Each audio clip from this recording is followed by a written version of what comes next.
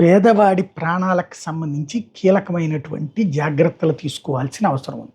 సరే, మనకి తెలిసి జరిగిందా, తెలియక జరిగిందా, నిర్లక్ష్యంతో జరిగిందా, బాధ్యతారాహిత్యంతో జరిగిందా, పొరపాటున జరిగిందా, ఇద్దరు పిల్లల ప్రాణాలు కోల్పోయారు. అట్లాగే మరికొంతమంది ఆసుపత్రి పాలయ్యారు. సరే, వాళ్ళకి ట్రీట్మెంట్ ఎట్లాగూ ప్రభుత్వమే ఇస్తుంది కురుపాం పాఠశాలకు సంబంధించి. అయితే వాళ్ళకి పరిహారం ఎందుకు ప్రకటించారు? ఎందుకంటే ఆ హాస్టల్కి వచ్చి చదువుకుంటున్నారంటే ఆ తల్లిదండ్రులు ఇంకా బిడ్డలు పుట్టే స్థితిలో ఉండరు, వాళ్ళు మధ్య వయస్కులు అయిపోయినట్టు. అలాంటి పిల్లలు అక్కడ ఉంటారు.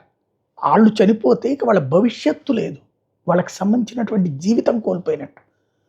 దానికి పరిహారం ఎందుకు ప్రకటించరు? బాధ్యత ప్రభుత్వాన్ని అయినప్పుడు ఎందుకు పట్టించుకోవట్లేదు? ఇది కీలకమైనటువంటి అంశం.